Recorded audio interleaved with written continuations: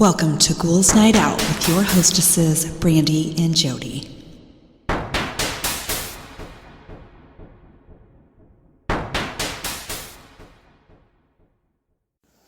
Hello, beautiful ghouls. Welcome. This is Brandy. I'm here with my sister, Jody. Hello. So I have some embarrassing moments. Okay. First one, my husband and I were driving around the city and it was pouring rain outside. We were about to pass the light rail train tracks going in both directions when These are embarrassing moments that these people have witnessed. Oh, okay. Okay. So when the crossing gates came down, because of the light rail that was approaching, one idiot in a van decided he could make it across before the gates came all the way down. He kept on driving, but he did not make it. Instead, his vehicle was now trapped between the gates. We could see from our car that this person was panicking. Yeah. His life was flashing before his eyes. In his movie mind, the light rail was about to crash into his van and drag it for dozens of yards before finally stopping, so he did what anyone would do. He violently pushed the door open and ran in the pouring rain for his life. He was halfway down the street before he stopped, turned around, and noticed that the light rail was patiently waiting for him to move the vehicle. The door still open. My husband and I just about pissed ourselves laughing. So what? It was able to stop? Yeah. Oh. Yeah. It was like waiting for him to move. Dumbass, just move. Fuck.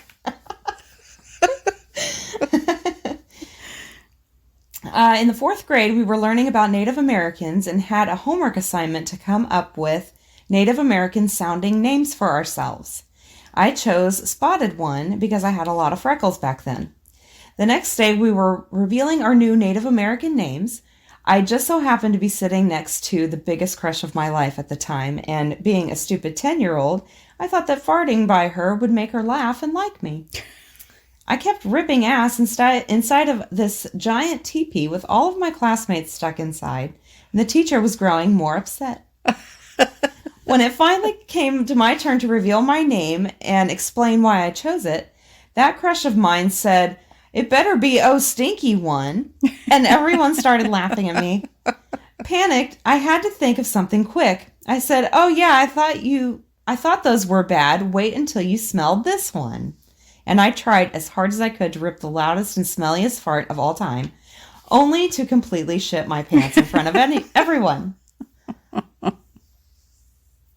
Umbros were super popular at the time, and they did me no favors. I don't know what those are. Umbros.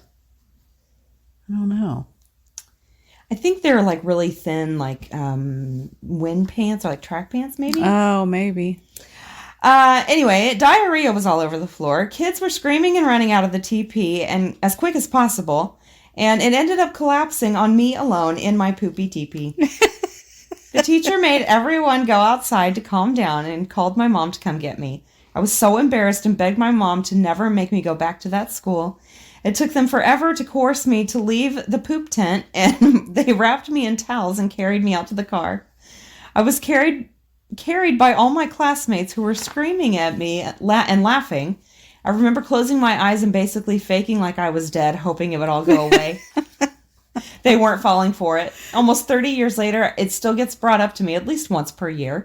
Kids are mean. Oh, come on. You can't let that go. Yeah, really? I'm surprised he didn't get an Indian name with something about Poopy pants? Poopy pants or something. That stuck with him forever. Next one, I saw my neighbor get a pizza delivery from 2 pizza guys. One must have been in training. And he must have tried to say, "Have a great night," and "Thanks, guys," at the same time, and ended up saying, "Have a great gaze." The 2 guys just stopped and looked at my neighbor, just shut his door, and that neighbor was actually me. Next one, during a liturgy at the cathedral, altar boys were kneeling attentively behind the bishop as he proceeded at the altar, with the deacon swinging the incense pot in front as the bishop raised the monstrance to bless the people. He let out an incredibly loud fart that resounded in the ample acoustics of the building and aimed it directly at the altar boys. Everyone heard it, no mistaking the fart's telltale sound. Thankfully, the deacon came around with the incense pot and immediately incensed the area where the boys were kneeling, while the assembly tried in vain to stifle their laughter. Oh, it's nice of him to bring the incense pot around. That was nice. Next one, I was a sophomore in high school, so around 16, taking the last leg of my county sex ed class. It was a co-ed class, or a co-ed day, so our full gym class of about 30 kids was in one room. Topic was STDs. The teacher mentioned oral sex a few times, and I guess which diseases can be spread through it. One guy, who was always pretty quiet and shy, raised his hand and said, "I don't really understand how you can get an STD from talking about sex." It took everyone, including the teacher, a few seconds to understand, but some quiet laughter came from the students. The teacher then, of course, had to explain as simply as she could that oral sex did not, in fact, mean talking about sex. I think the stupid bylaws of the program in our county didn't allow for her to fully disclose what it was. Anyway, we thought he was joking, but as he heard the laughter from everyone after getting this explained to him, he slowly put his head down and covered his face for the next few minutes. Poor guy, I felt bad, but it was hard not to laugh. At least no one directly gave him shit afterward. Well, that's good. Yeah. That's why they're there, to learn about it. Exactly. That's stuff they need to know. Aw, poor guy, though. That would be embarrassing. It would be. We had a VP visiting our office. I'll call her VP Betty. She's a great role model and seems to be kind to everyone. The same can be said about my boss. I'll call her Boss Amy. Boss Amy is in her office. I know she likes to listen to books while working and has mentioned to me before how she likes romance novels. VP Betty walked into the office to talk to Boss Amy and she grabbed her earbuds to take them out. The only thing I can guess is that she somehow disconnected them while the book was still playing loudly and just happened to be a very sexually graphic and intensely vulgar for a quiet office setting. Things were throbbing, dripping, pounding, etc. Boss Amy starts basically yelping, "Oh, no, stop, what's happening? I wasn't listening to this. Oh my gosh, why won't it stop?" She's smashing the screen, hitting the volume and power buttons. It's still going. VP Betty has no idea what she's witnessing, but is clearly upset and shouting at Boss Amy to turn it off. Boss Amy is frantically hitting the phone on her desk at this point, probably preferring to break the phone and buy a new one to end this nightmare. At this point, it stops, and Boss Amy huffs that she's so sorry and she didn't know what it was and how horrible and so on. Then it started back up again, continuing with this very kinky, not safe for work story. Finally, VP Betty just runs out of the office and closes the door to get this under control. A few minutes later, I peek my head in Boss Amy, packing up to go home. She says she's had enough for the day. That would be totally embarrassing. It would. Next one, I went to a small high school, so almost everyone knew everyone else. I know you read small high school, but I mean the entire 9th to 12th grade student body was about 85 people at the time.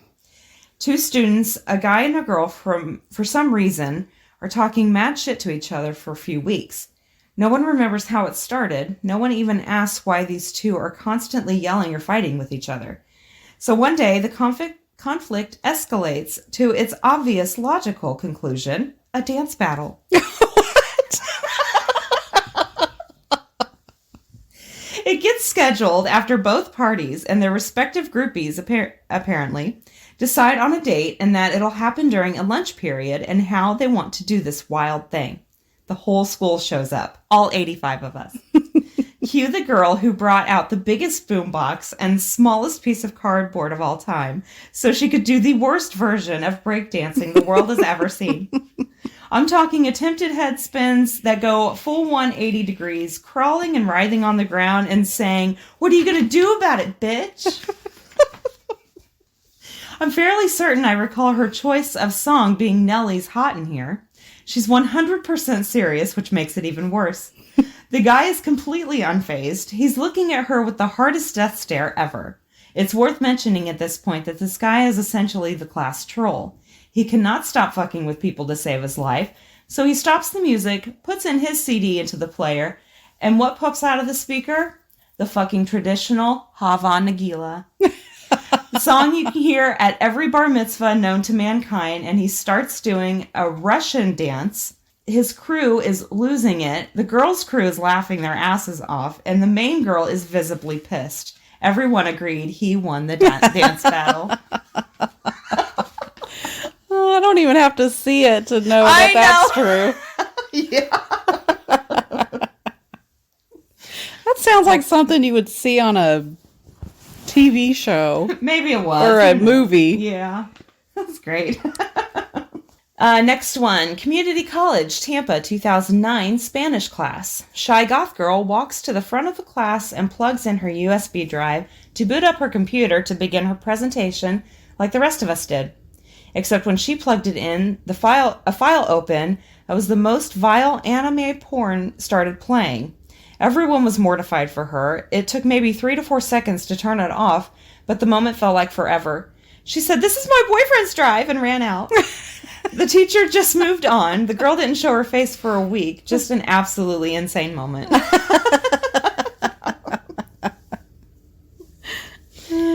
Next one, middle school graduation dinner. One of the other students had asked ahead of time if they could sing.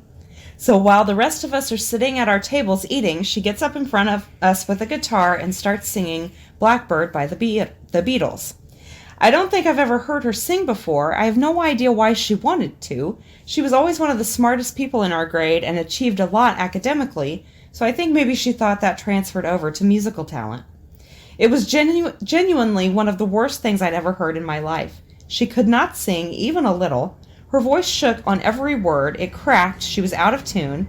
Everyone had to stare down at their food while trying not to laugh in her face. I remember sitting next to my best friend and we kept glancing at each other like, what the fuck is happening right now?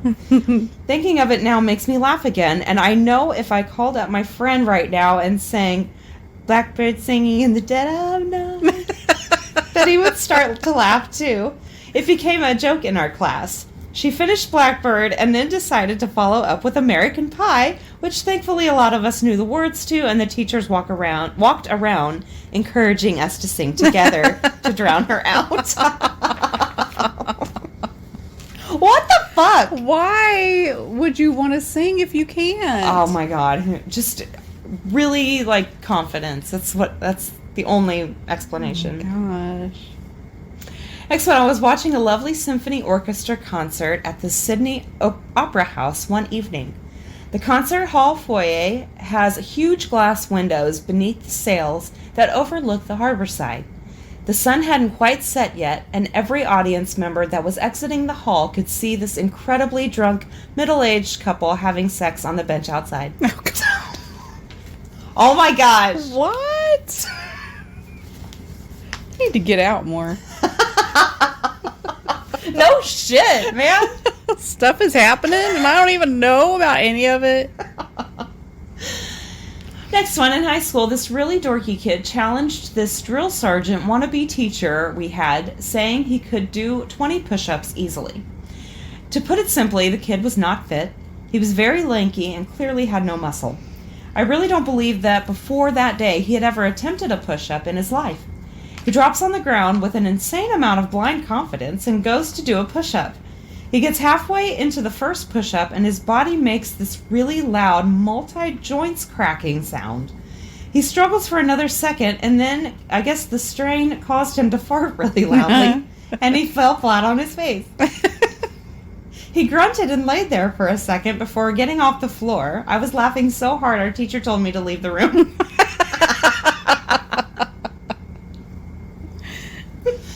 And those were mine for the beginning. Okay, this week I did stories about people that have been buried alive. Holy shit. That's crazy. Scary. Yeah. A woman visiting a family tomb in Ferraz de Vasconcelos, Brazil, in 2013, witnessed a body emerging from a grave waving its arms. Shut the fuck up. After finally convincing the authorities to come to the cemetery, police rescued the man. They believed he was a former city hall worker who had been involved in a fight in another part of the city. Presumably, he passed out from his injuries and was taken to the graveyard. Oh my... Like, they wouldn't double check? I don't know. It didn't sound like... It almost sounded like whoever he was in a fight with took him to the graveyard. Like, he collapsed and they were like, oops, oh well. I got your gift. Maybe hiding their crime? What is this doing? How do you turn it off? The bell I don't from know. Taco Bell is named after... Sorry. Yeah, we have a bunch of noises that are not supposed to be on our podcast. So yeah, sorry. Like every week, sorry. In 2015, a 16-year-old Honduran girl was mistakenly buried alive. Her family reportedly heard screaming coming from inside her coffin and hurried to open it back up. Perez was rushed to the hospital, but she passed. According to relatives, her body was still warm and she had bruises on her fingertips. The glass viewing pane on her coffin had been smashed as well. Doctors believed she had suffered a severe panic attack, which temporarily stopped her heart, resulting in the initial pronouncement of her death. Oh. Holy, like this isn't supposed to happen. No, 2015? Oh my gosh. That's crazy. In 1991, Shakare Khalili, the wealthy daughter of one of India's more prominent families, went missing. In May 1994, her skeletal remains were discovered by police in the courtyard of her own home. Her second husband had drugged her in her sleep, placed her on a mattress in a coffin-like box, and covered it with another mattress. One of Khalili's hands was found clutching the mattress that lay below her. The side of the box appeared to bear scratch marks as well. Oh my god, that's awful. I just can't even imagine. No, I don't want to. That's awful. In 1893, a woman named Mrs. Boger suddenly died of unknown causes. Doctors confirmed her passing and she was promptly buried. A friend of Mrs. Boger's told her husband, Charles, that his wife had suffered from hysteria before he had met her, and it was possible that she hadn't actually been dead. So Mr. Boger dug up his wife and found Mrs. Boger's body turned over. Oh my god. Her shroud and robes were shredded to pieces, and the glass of her coffin lid was broken all over her body. Her skin was bloodied and scratched, while her fingers were missing entirely. Oh my It was god. presumed that she chewed them off while attempting to escape. Chewed them off. Like she must have been out of her mind or something. Oh my god, that's awful. In 1987, an Illinois publishing and media heir named Stephen Small was kidnapped and buried alive in a makeshift wooden box near the town of Kankakee. His assailants, a 30-year-old man named Danny Edwards and his 26-year-old girlfriend Nancy Risch, crafted a plan to abduct him and keep him immobile underground while asking for $1 million in ransom from his surviving family members. His kidnappers were able to provide the 39-year-old Mr. Small with minimal air, water, and light inside his homemade coffin via tubes, but he was left buried 3 feet under a sandy area and he suffocated after his breathing tube failed. Holy shit. One day in 1937, Angelo Hayes was riding his bike around France when he ran headfirst into a brick wall. He was declared dead on the spot before being quickly buried.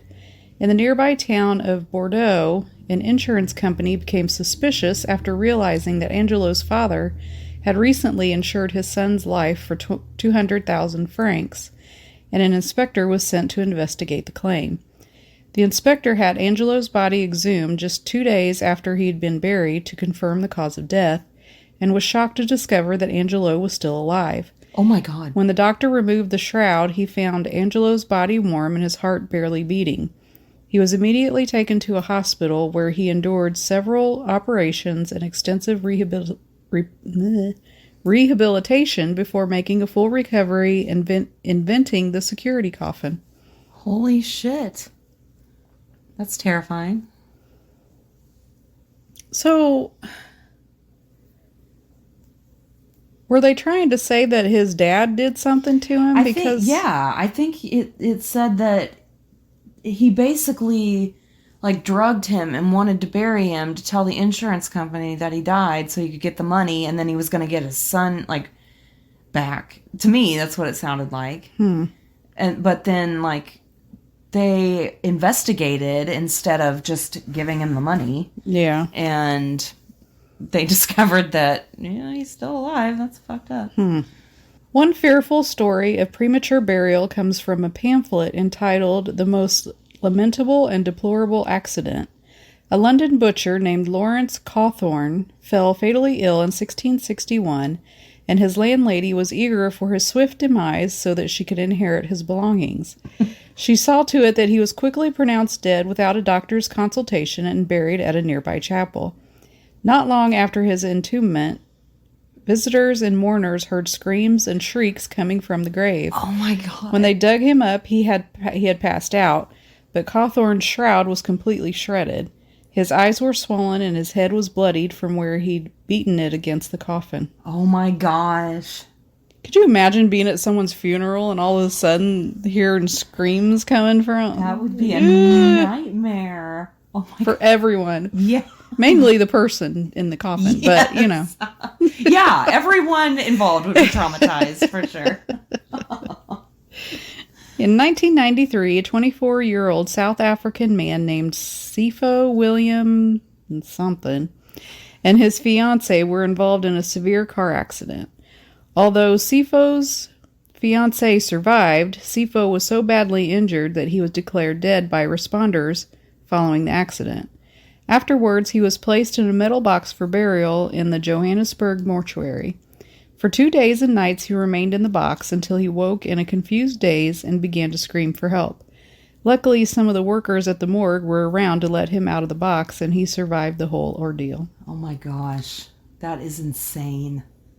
On January 10th, 1884, Anna Hockwalt of Dayton, Ohio, went downstairs to the kitchen after dressing on the day of her brother's wedding and was found dead shortly afterwards, sitting in a chair with her head leaning against the wall. The wedding went on, and her death was determined to be the result of a sympathetic heart palpitation combined with her naturally nervous disposition. Hockwalt was buried in Woodland, but her friends feared that she'd been buried alive because her ears bore a remarkably natural color. They shared their suspicions with Hockwalt's parents, who finally had her disinterred. When her coffin was opened, she was dead, but she was on her right side, her fingers chewed to the bone, and her hair pulled from her head. Holy shit. That story has so many disturbing aspects, but the wedding went on? Yeah, that's what I was reading. I was like, what? That's so And rude. they just closed the door to the kitchen and was like, well, We'll take everyone's care of that here. later. Everyone's already here. How inconvenient for you to die on wedding day. Seriously. Rude. You could just sit right here until we're done. Yeah. You think about what you did.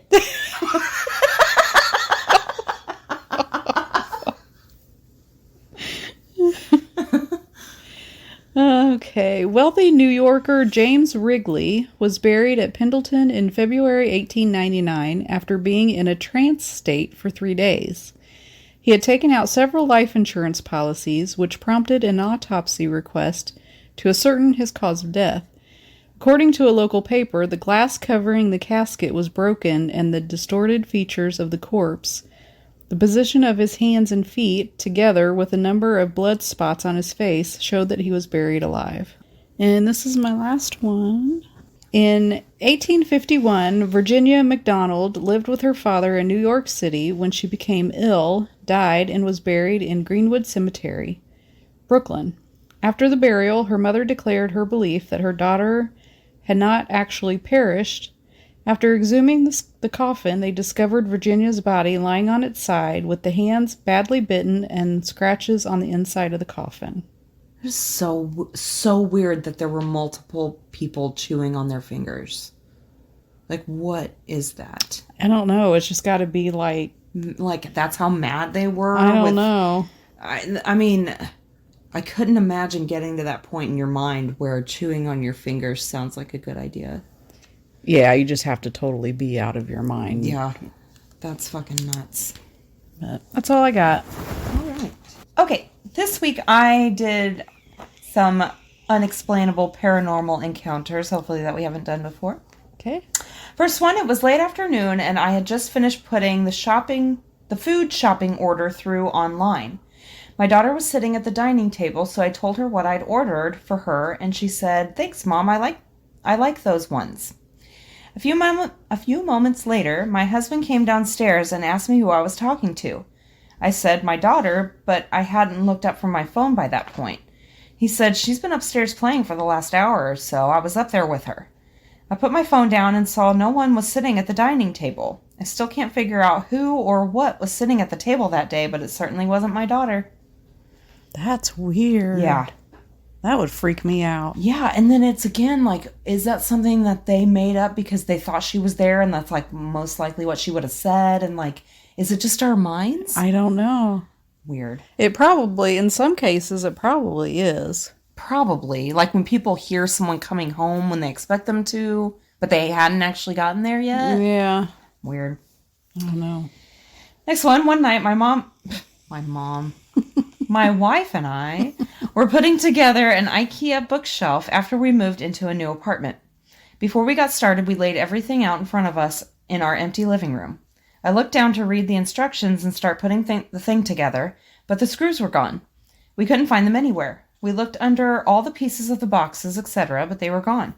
As we were about to give up for the night, we noticed that the screws were right on top of one of the shelf pieces. We didn't think much of it, so we started putting the bookshelf together. Near the end of the steps, we all of a sudden got a strong whiff of cigar smoke coming into the room. At that moment, we turned over the particle board to nail on the bookshelf, and there was a fresh circular burn mark on the back of it. We like to joke that the ghost of IKEA came home with us that night and has been hiding things ever since. Next one, in college, I was sleeping in my dorm and woke up at 3 a.m. really thirsty. When I opened the door, the light from the hallway illuminated my roommate asleep in her bed. This was a little weird because she normally slept at her boyfriend's, but I just had to remember to open and shut the door quickly when I got back so I wouldn't wake her. On my way back in, I saw her turn over in bed when the light hit her.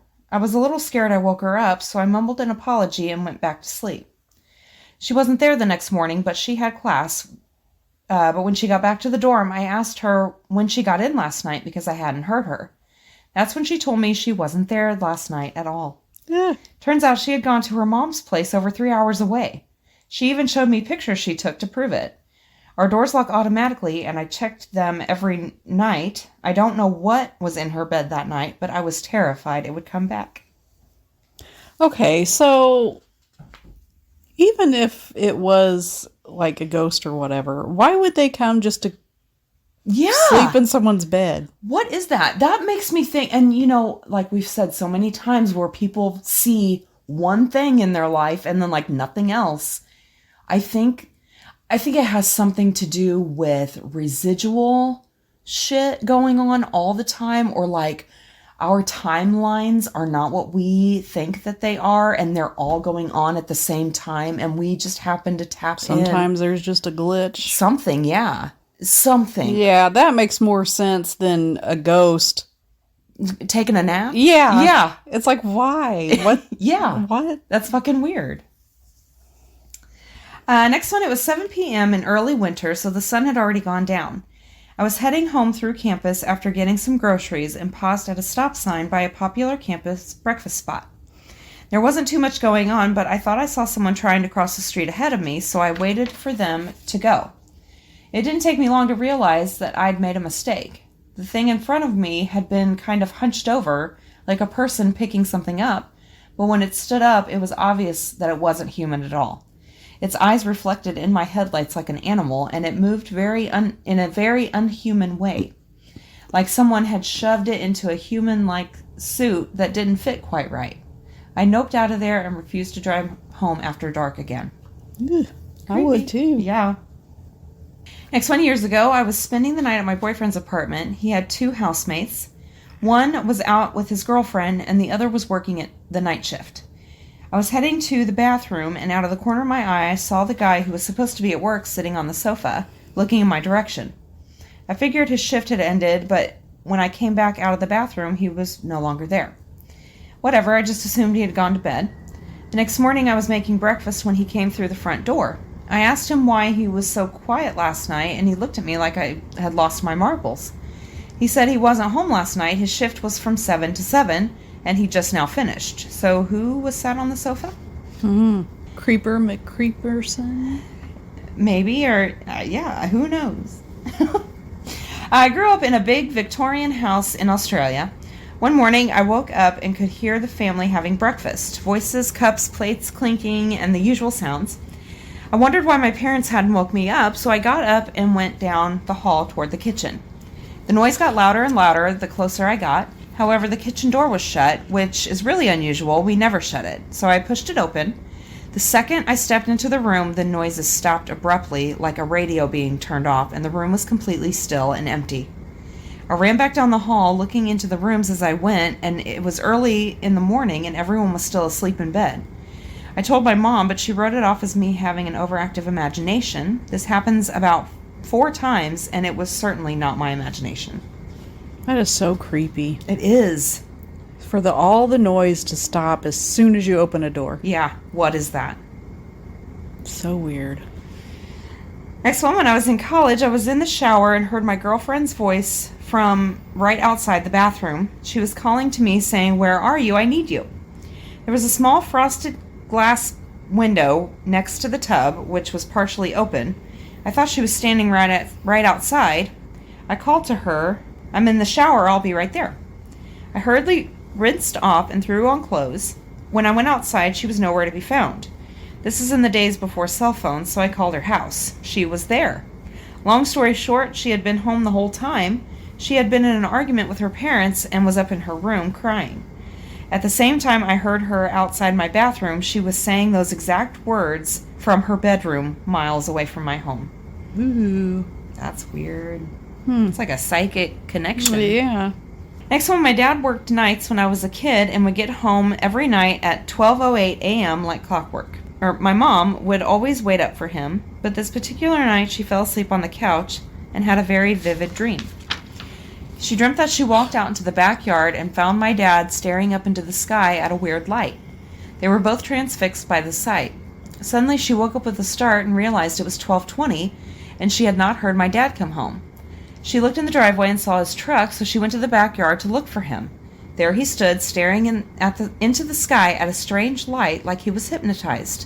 She, too, became frozen in place, watching the light. Eventually, the light zoomed off, and they went back to normal. Neither had realized that almost an hour had passed. Ooh. That's creepy. It's weird that she would have the dream. Yeah. And then actually... that is weird. Yeah, that's weird. For years and years, people would tell me I was someplace when I wasn't. My twin apparently had the same backpack as me, which was a Native American-inspired blanket bag.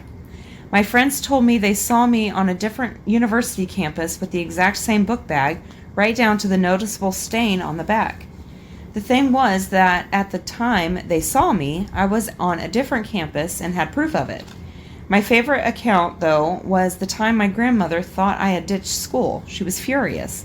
She walked right up to me and pulled my twin over and started to chew me out for ditching school.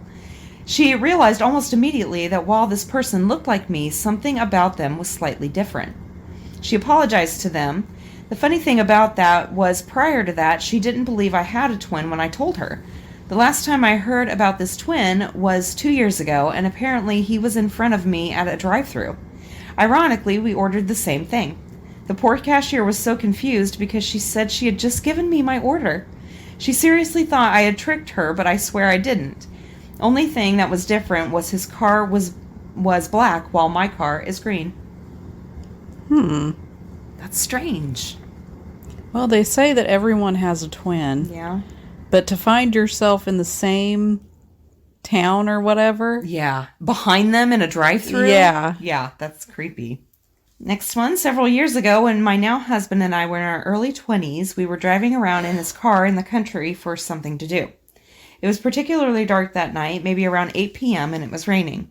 Suddenly, there was a bright flash of light. The next thing we knew, about 15 minutes had passed, and we were in the same place on the road.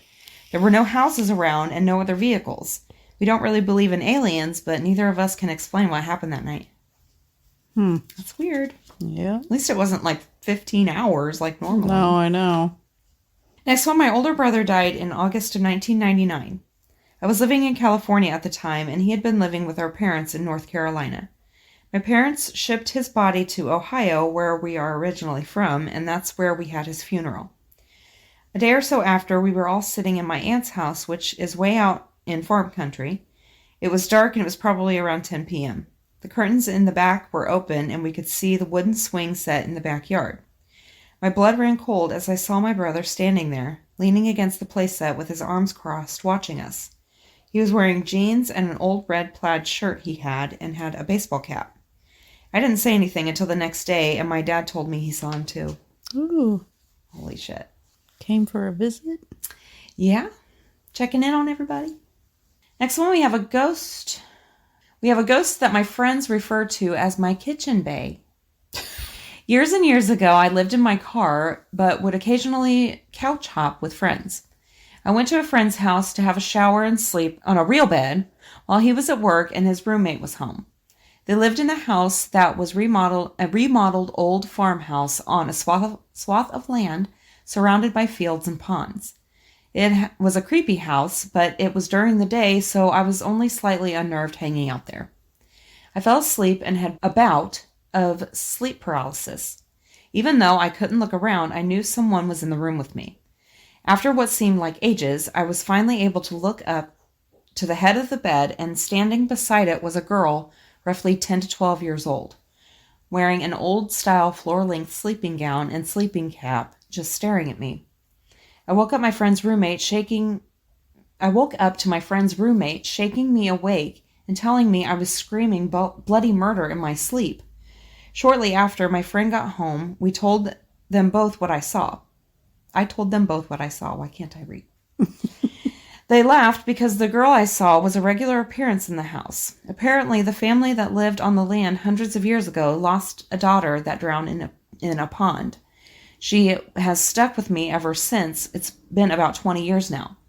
Every place I've ever lived, she stays in the kitchen.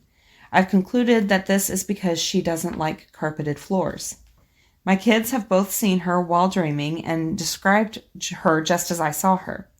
My ex, on more than one occasion, would get up in the middle of the night because he would hear light footsteps or cabinets opening and closing in the kitchen. I've had friends over wonder why they would hear the occasional clank of silverware moving or things being shifted around. We've all gotten used to her, and she'll even keep cats entertained occasionally. I'll watch them stare into a void and then jump around as if they're chasing an invisible string being waved in front of them. Hella creepy at first, and now just a part of our everyday lives. My boyfriend was driving on a highway about 2 weeks ago, and traffic was slowing down because a cop had pulled someone over with a trailer on the side of the road. A silver car next to us swerved toward us, so much so that I gasped and braced for impact, but they never hit us. The weird part, the cop car and vehicle with the trailer were completely gone. The silver car was in its own lane, and my boyfriend and I were both absolutely confused because he never took his eyes off the road and could not explain how the cop and trailer just disappeared into thin air. I swear the silver car should have hit us. I think we may have died in another timeline. That's so crazy. And my last one. My sister and I saw an alien when we were kids. A UFO landed in the field across from our house. Something got out and it walked away toward the cornfield. We flipped out and even made my dad go out and check. A few years ago, we were watching the BuzzFeed Unsolved episode about the Men in Black, and my sister got very uncomfortable. I asked why, and she explained that as a child she had a dream about the scenario I just described. I looked at her and said, "No, I was there too, remember? We were so scared we played Barbie computer games to calm down. Blood drained from her face because in that moment she knew for sure it wasn't a dream. Yeah. That gave me the chills. I know. Okay, it's time for the Woody wrap-up. Yay, Just did tweets. If you're cremated after you die, you can be put into an hourglass and continue to participate in family game night. Yay! You want me to get a husband? The thing that killed everyone on Dateline? That is so true. I watched so many of those, like, where they're solving a case and they tell you about it or whatever. Yeah. It's always the husband or the Yeah. boyfriend. Always. Yeah. Always. Adulthood is emailing sorry for the delayed response back and forth until one of you dies. If I ever had a wedding, I would give certain guests a -1 where they get to pick another guest and disinvite them. So today I was looking at a girl because she had a piece of lettuce in her hair, and she looks at me and says, "I have a boyfriend." Okay, lettuce head.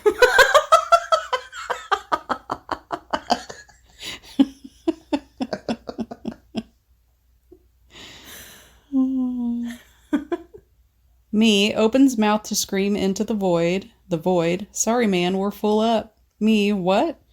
The void. There's no more room. We're teeming with screams. Me, but the void. We are at capacity, sir. Try a pillow. I get that. That's probably accurate. There are too many kinds of spiders. I'm sick of this shit. Agreed. Why anxiety? I'm just sitting here. Oh my God, same. Every morning, my two-year-old sits up in bed and yells, "Help! I woke up!" And I think we can all relate. Yeah. Inspiring. This CEO saw one of his employees digging through the dumpster for food, so he bought her a headlamp to make it easier to sift through the garbage. Nice. Well, rude. Need new crush to distract me from old crush, who replaced old crush, who I only crushed on to get over old crush. Whatever gets you through the day. Most cutting thing you can say is, "Who's this clown?" because it implies they're A, a clown, and B, not even one of the better known clowns.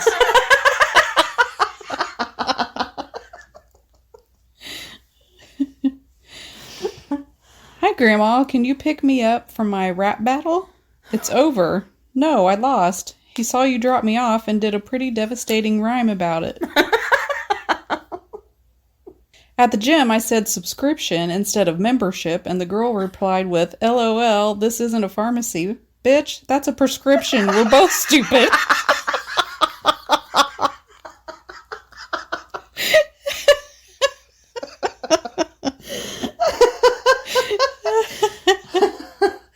Oh my God.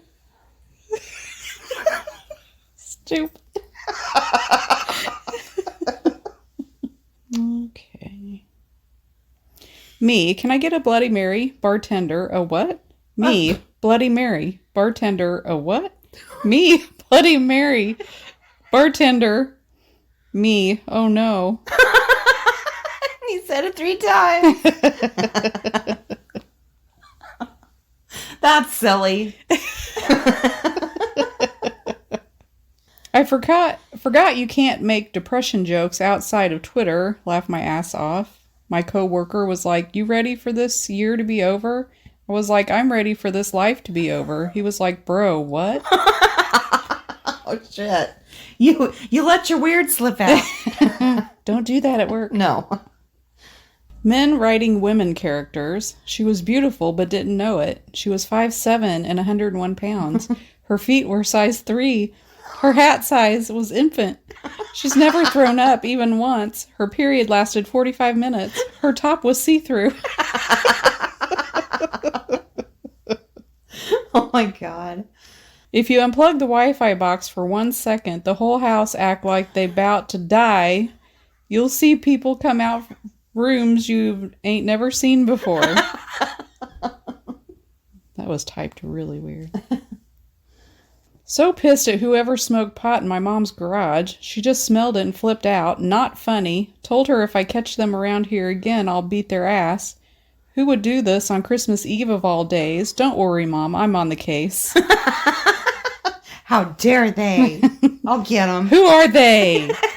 I'm just going to be out in the garage thinking it over. I'm going to look for clues.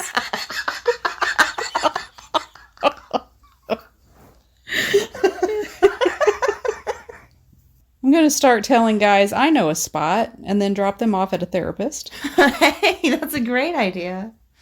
Actually, any human would work. Yeah.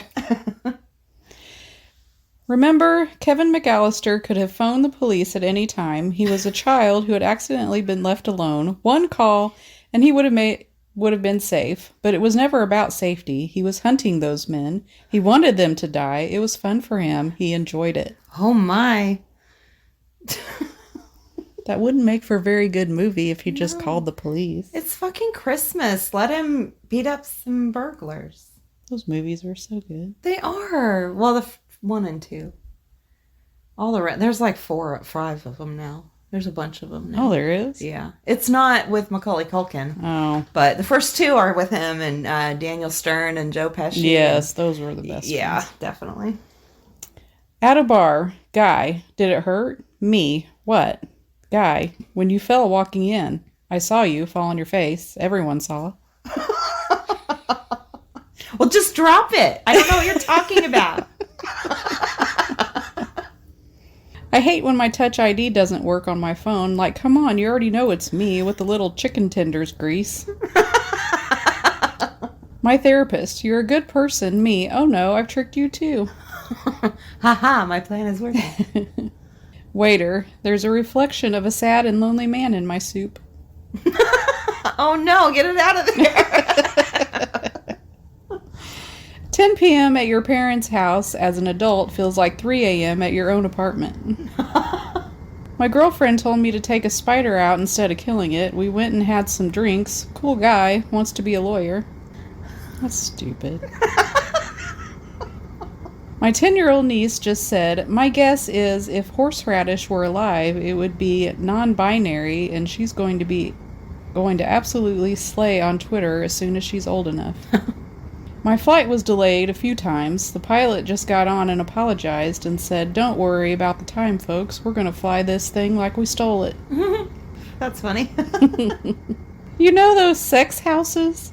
The little wooden houses with the hole for your dick that people hang in trees? Apparently those are for birds.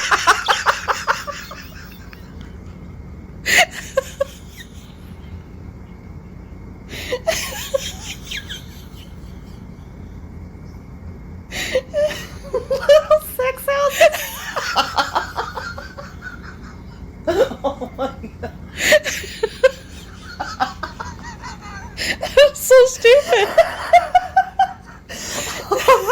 Oh my gosh. Like, just imagine some dude climbing a tree trying to get up there to get to it. But this is for me, right? Why do they make it so inconvenient?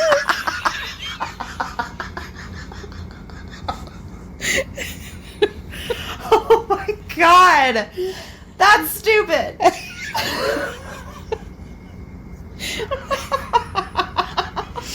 Oh, man. Just heard a guy at the dog park tell his dog no. Then more quietly, we talked about this.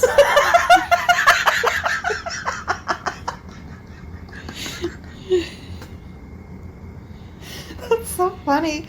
You know people let...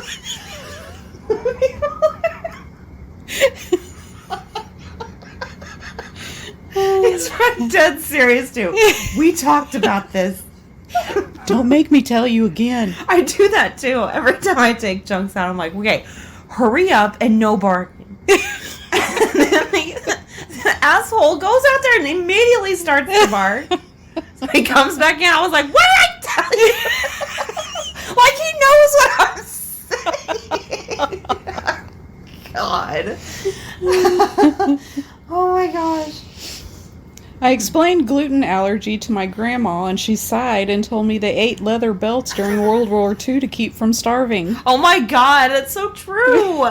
We've talked about I know. Do you imagine going out to the field? I just can't today. My anxiety is through the roof, and like this corn will be here tomorrow. That just didn't happen. Me raises hand. My date, again, that's not necessary. And my last one, the Great British Baking Show should not start with 12 bakers. It should start with 13, a baker's dozen. Yeah. What the fucking fuck? And that's all I got. All right. Well, thank you guys so much for listening. Send in your stories. We need them. GhoulsNightOutPodcast@gmail.com. You can look us up on Facebook, request to join the group, rate, review, and subscribe, and we will talk to you next week. Later. Bye.